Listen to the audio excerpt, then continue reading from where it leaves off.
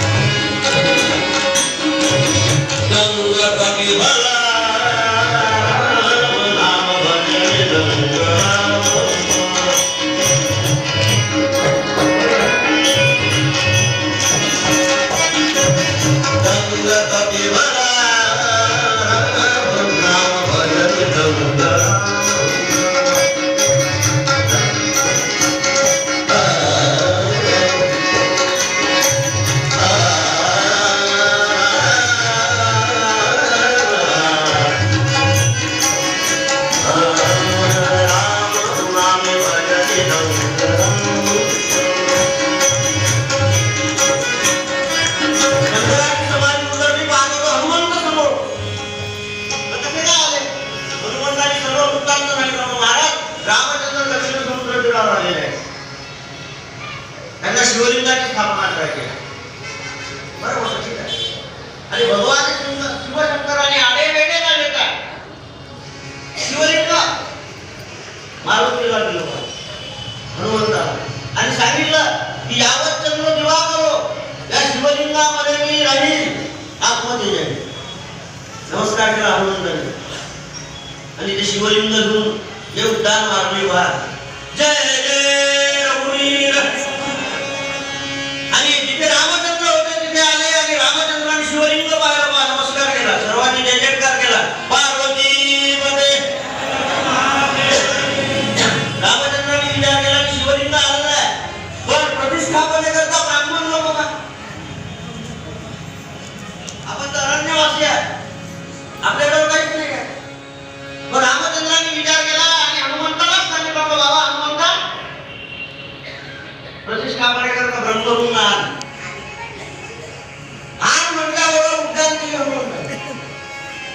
आणि त्या अरण्यामध्ये कुठे तो भेटणार नाही. पण एका पर्वताच्या कड्यावर 4 ब्रह्मरूप अनुष्ठान करत होते. हनुमंताने काढलं की विद्वान ब्राह्मण आहे. कारण हनुमंत स्वतः बुद्धिमत्ता वरिष्ठ होते. विद्वान ब्राह्मण दिसणार आहे. आला त्या कड्यावर हनुमंत नमस्कार केला. सर्वेभ्यो ब्राह्मणेभ्यो नमः. चला कुठे तर प्रभू रामचंद्राला शिवलिंगाची स्थापना करायची आहे. दक्षिण समुद्र तीरावर शिवलिंग येऊन ठेवताय. ते ब्राह्मण म्हणाला साहित्य आहे का? साहित्य वगैरे काही नाही. तुम्ही आल्याशिवाय काय समजणार आहे यादी? तुमच्या जवळ सगळी माहिती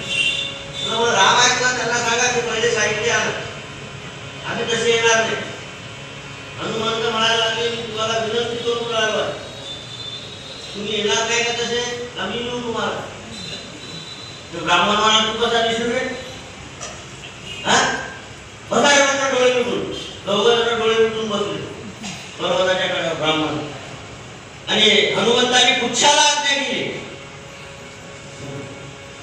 तुला ते ब्राह्मण डोळे मिटून बसले ब्रह्मवरून तो कडा उचला चला पुच्छ निघाला हरिशक्ती होती पुच्छ निघाला आणि कड्याला वेढे मारले आणि त्या पुच्छाने तो कडा उचलला जय जय रघुवीर समर्थ हनुमंतांनी तो कडा उचलला निघाले उंच उंच आकाशात गेले त्या गोविंद भटजीचे डोळे उघडले गाव बरोबर चालल्याचा भाग होता ते श्याम भटजी म्हणाला थंडगार वारा लागत तो कुठे चाललो आपण श्याम भटजीने डोळे उघडले पाहत तो वानर आपल्याला घेऊन चालला खाली समुद्र ते म्हणाला हनुमंत आम्ही येतो म्हणा तुम्ही येऊ नका तरीच येतो तुम्हाला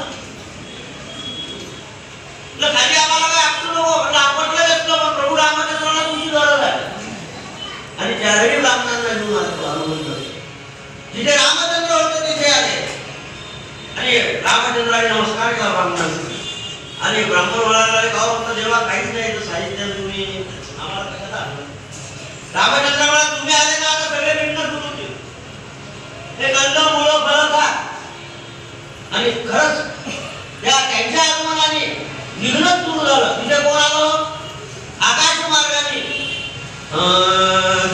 राधाधर मधुलिंग जय जय राधाधर मधुलिंग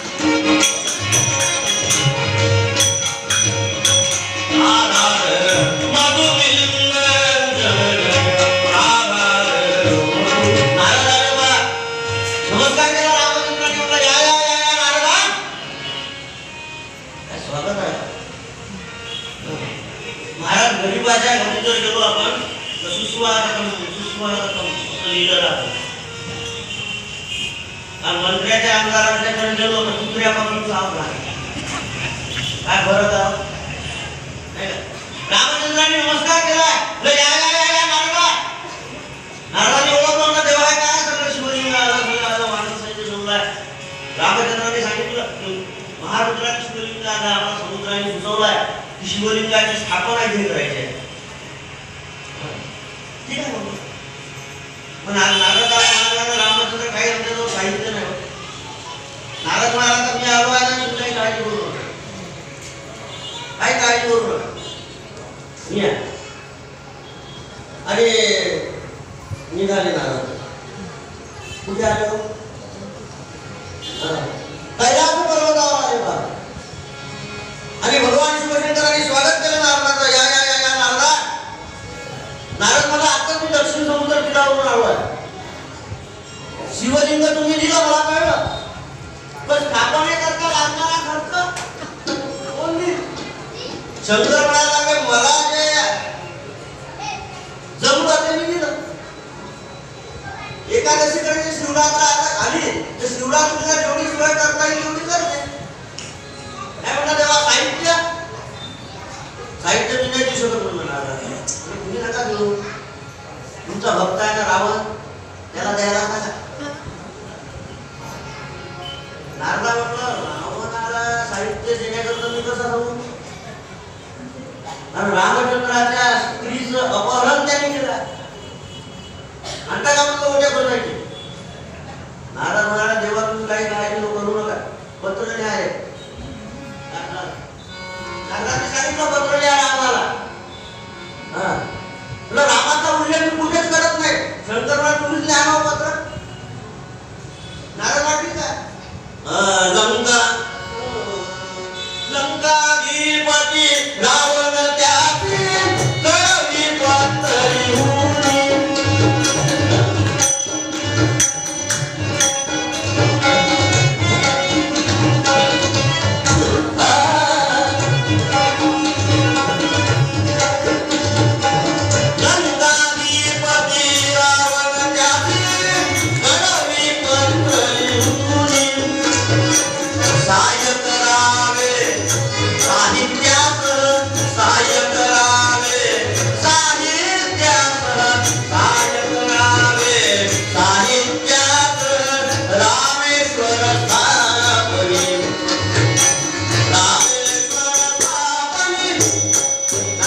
नारदाला तुम्ही पत्र लिहा, शंकर मला तुम्हीच लिहा, मी सही करतो.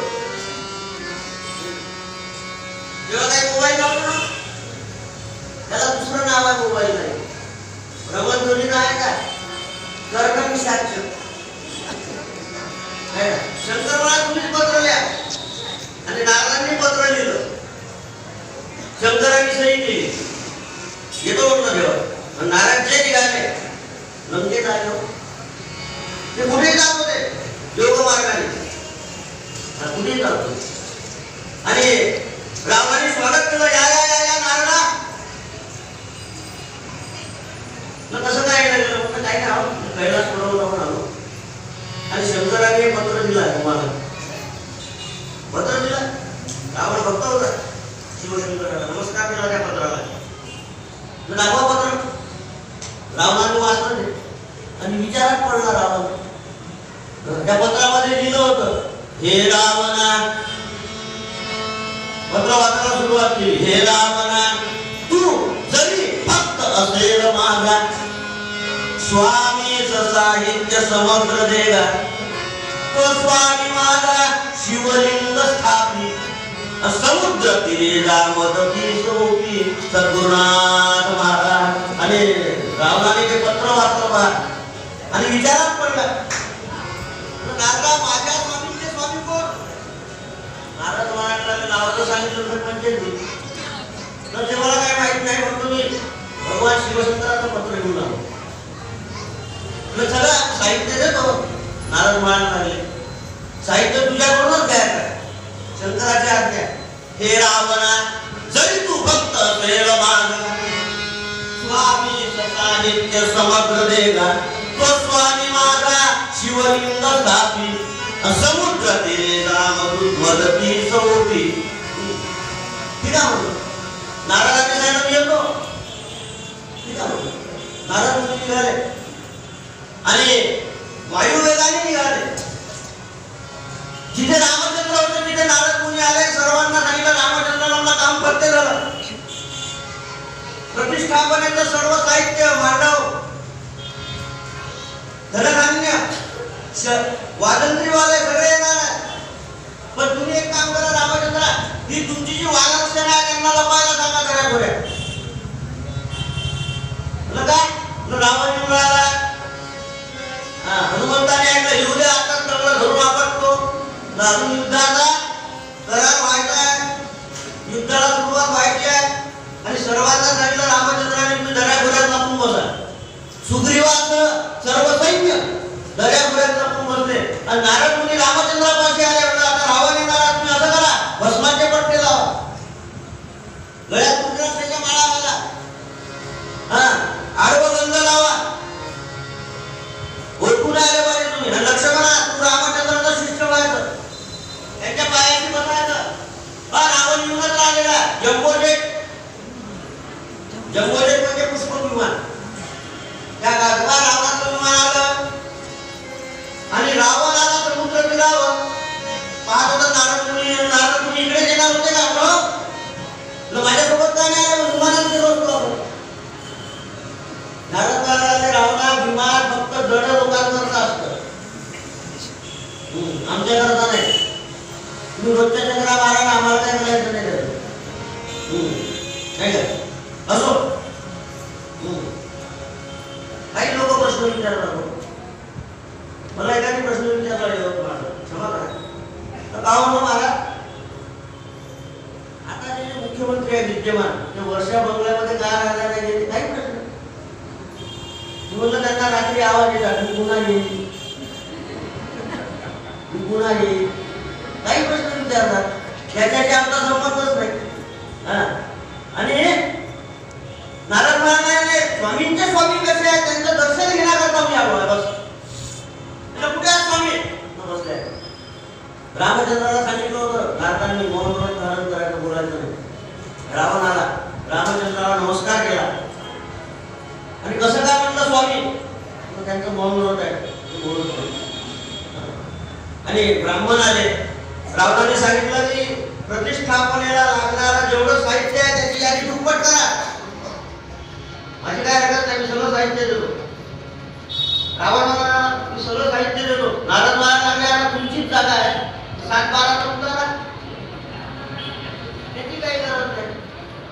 आणि रामाने सांगितलं मी सगळं साहित्य देतो, पण एखादा ब्रह्मरुंद एखादा प्रयोग चुकला, लक्षात ठेवा रामाची गाठ आहे. ठीक आहे म्हणून यादी दिली ब्रह्मने आणि आपल्या प्रधानाला सांगितलं जा म्हणतेच जा. आणि दुप्पट साहित्य प्रदान केले विमान घेऊन आणि जेवढी यादी होती त्याच्या दुप्पट सगळं साहित्य आणलं. त्याच्यात वालंत्रीवाले आले, मंडपवाले आले, सगळं साहित्य आणि आणलं प्रधानाने. आनंद झाला रामचंद्राला, आनंद झाला, हा ब्राह्मणांनाही आनंद झाला. सगळं साहित्य आणलं. 2 पाठ मांडले गोविंद आणि रामचंद्राला रावणाजवळच सवलं घेतलं. रामाने पेसाना दिलं, चला पुण्य वाचनाची तयारी करायची. आणि रामचंद्र आले का सवलं दिसून पाहत होता 2 पाठ. रामचंद्राच्या डोळ्यात पाणी टाकलं. रावण म्हणाला नारायण स्वामी का रडत आहे? त्याला रामचंद्र सांगितलंच नाही शेवटपर्यंत नाव. स्वामी का रडत आहे? नारायण महाराजांना पंचायत झाली हो. गोविंद वडीलपाशाला 2 पाठ कधी मांडले? मी मांडले. तुम्हाला माहित आहे का स्त्री आहे नाही आहे? स्त्री नाही बा पाठ उचलतो मला, रावणच तुम्हाला उचलतो. नारायणांनी नाटक केलं, रामचंद्रापाशी आले तर काय झालं? मला सीतामाईची आठवण आली. रामचंद्रांनी सांगितलं सीतामाईची आठवण आली स्वयंवराच्या वेळेला. ते 2 पाठ पाहिले. लागली सीता स्वयंवराला पाहुणी रघुनंदन सावरा, पाहुणी रघुनंदन सावरा.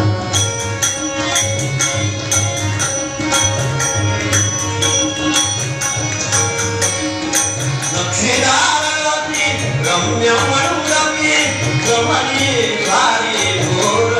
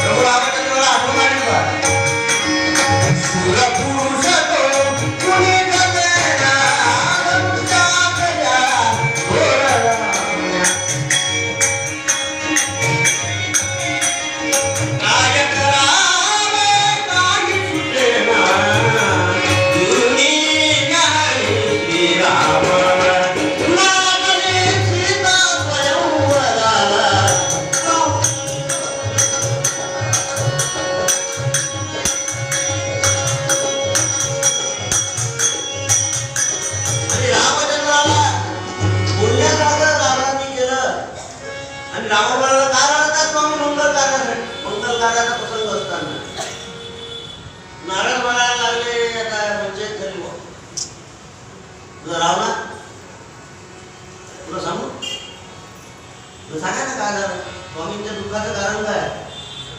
2 पाठ त्यांनी पाहिलेले तिथे आहेत, खिन्न झाले आहेत.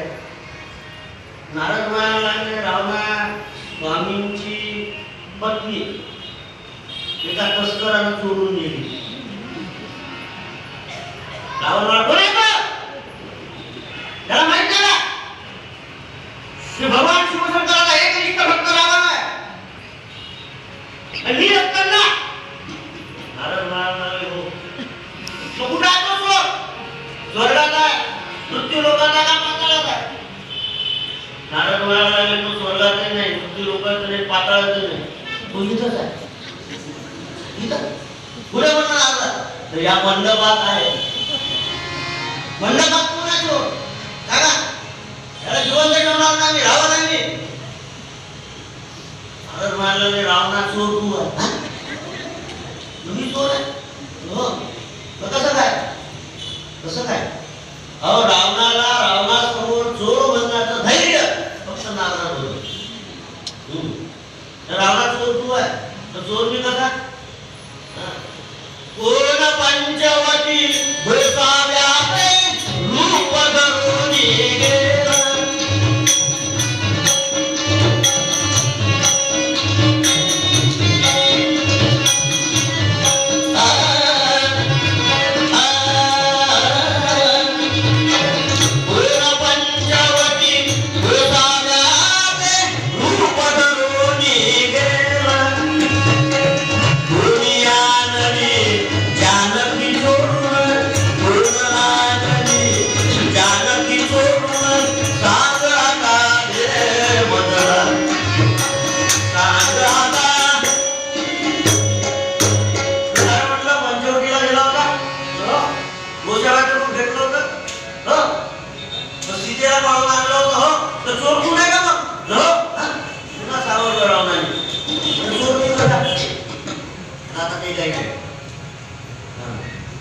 तू असं कर की सीता माईला आण बाबा, प्रतिष्ठापनेकरता तरी आण. वचन दिलं आहे तू, दुःख दूर करील स्वामींच्या स्वामींनी. आहेत तरी कोण तर देवाला माहित नाही. ठीक आहे, प्रतिष्ठापनापुरतं सीतेला आणतो.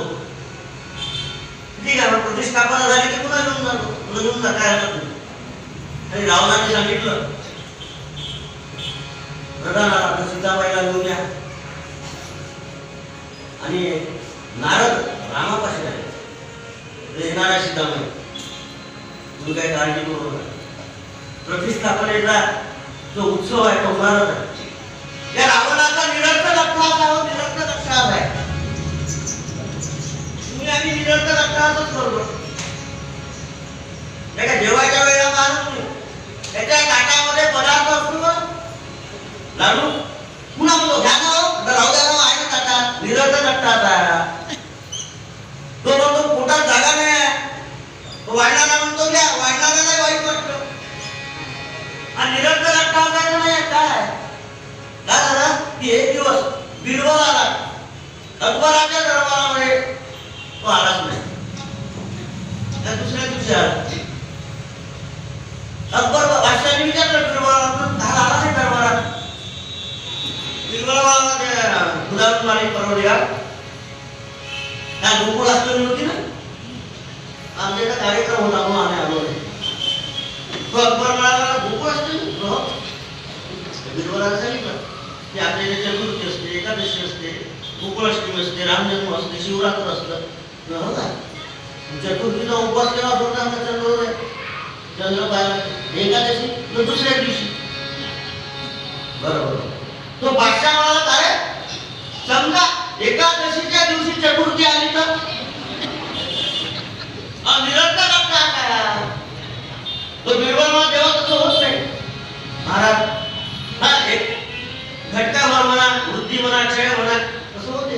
नाही म्हणतो समजा एकादशीच्या दिवशी चतुर्थी आली तर कसं करशील?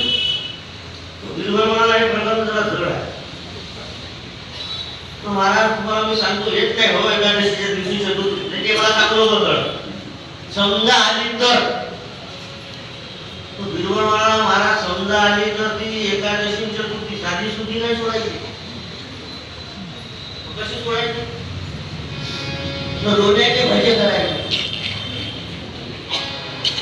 लोण्याचे भजे आणि एकादशीच्या रात्री उन्हात बसून खायचे. तो बादशाह म्हणाला असं कसं वेगळं होतं, नियमच आहे तो. एकादशीच्या दिवशी चतुर्थी आली तर होतातच भजे, आणि एकादशीच्या दिवशी रात्री उन्हही पडते. हा निरर्थक अट्टहास आहे. निरर्थक अट्टहास. आणि रावणाने सांगितलं गदा घेऊन या. विमान आलो गेलो बा सीतामाईला देण्याकरता. आणि इकडे मंडप उभा राहिला, पहिलेच उभा राहिला होता. आणि विमानातून आणलं बा सीतामाईला भेट झाली रामचंद्र. आणि काय आनंद, शिवलिंग आहे समोर. तयारी झाली स्थापने, तयारी झाली स्थापने.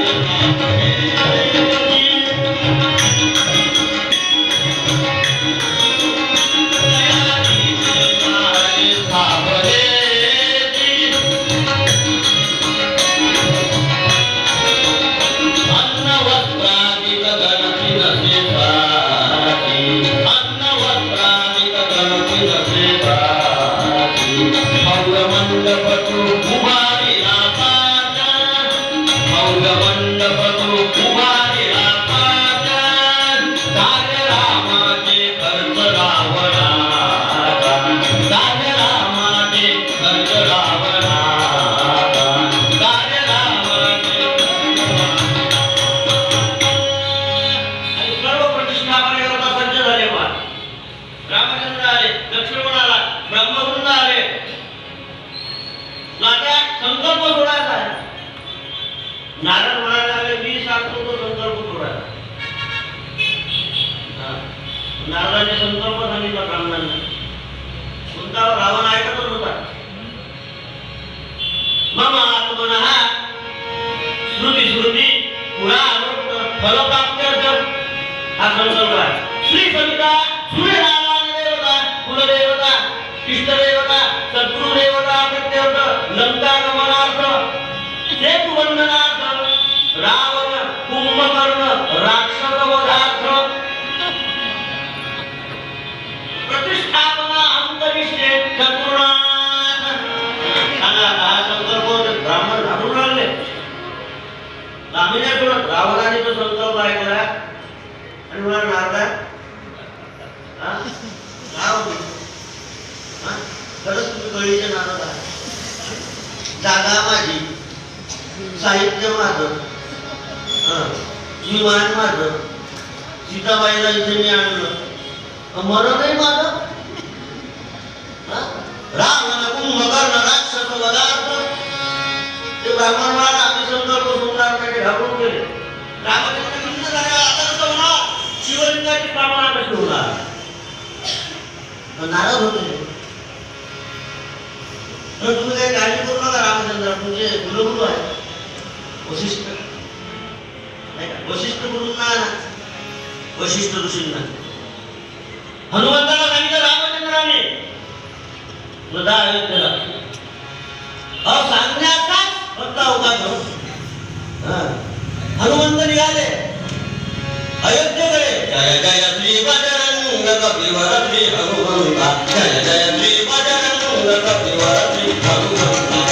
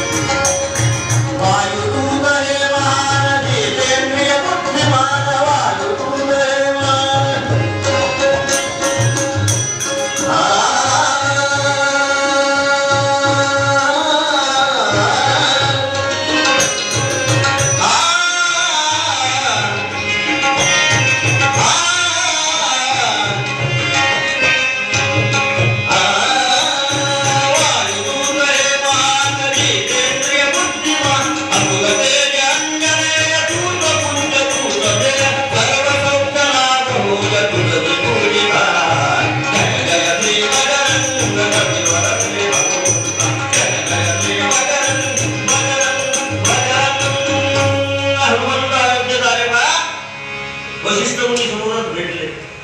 हनुमंताने आपला मस्तक त्यांच्या चरणात कमळावर ठेवले. नमस्कार असाच करावा. चरण कमळावर मस्तक ठेवायचं, मग नमस्कार करायचा. ही पद्धत आहे. एका तरुण मुलं आता नमस्कार करतात, डोळ्याला हात लावतात, म्हणजे सुचवतात तुमची जिथपर्यंतच आहे. काय बोलवलेला असो. वशिष्ठ मुनींना नमस्कार केला. हनुमंताने सांगितलं रामचंद्राला प्रतिष्ठापना करायची समुद्र तुमची गरज आहे. गुरुदेव होते. चला म्हटलं. वशिष्ठ मुनींना खांद्यावर घेतलं हनुमंताने. जय जय रघुवीर आणि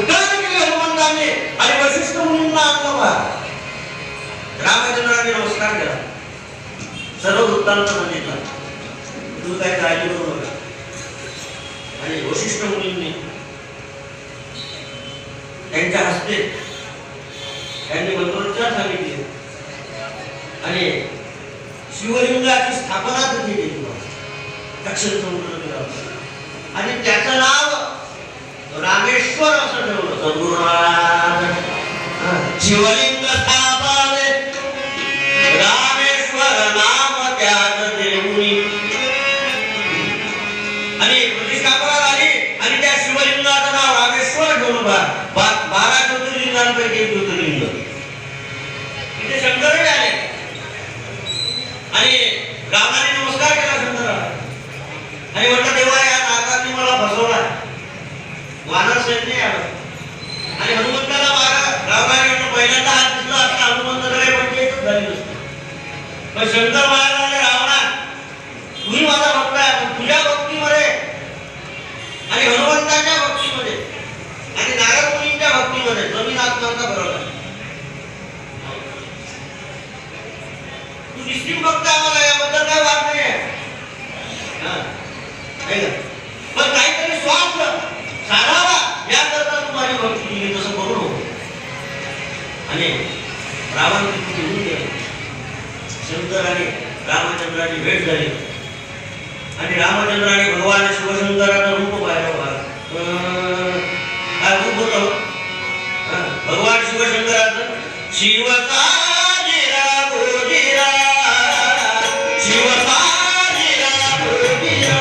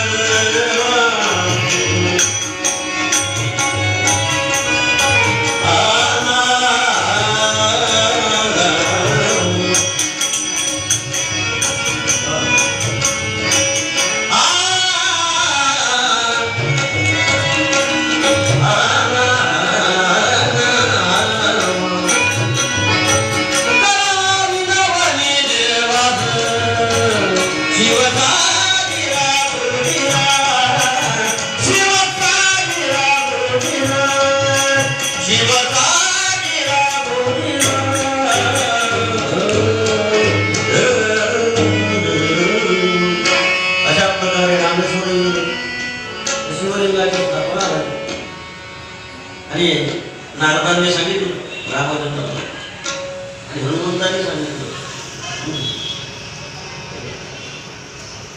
की वर्णुनी गोडई ऐकुनी गोडई. जेव्हा तुमच्या ज्या दिला आहे त्या कथा आहे परमामृत लहरी आणि हनुमंताने वर मागून घेतला रामचंद्राकडून जिथे जिथे रामायण होईल तिथे तिथे माझा वास्तव्य राहील. कारण रामायण मला श्रवण करायचं आहे. आणि रामचंद्राने आशीर्वाद दिला हनुमंताला आणि नारदांनी सांगितलं मला तेव्हा मी पण कीर्तन करतो म्हणजे तुमच्या कीर्तनाने श्रोत्यांचा उद्धार होईल.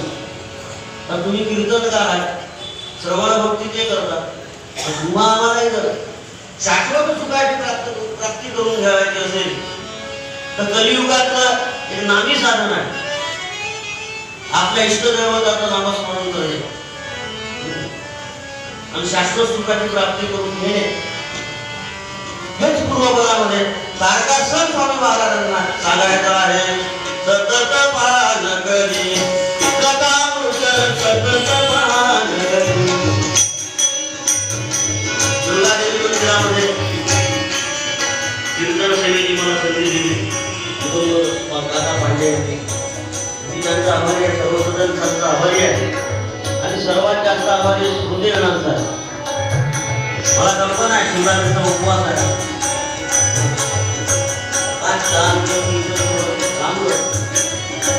सद्गुरूचा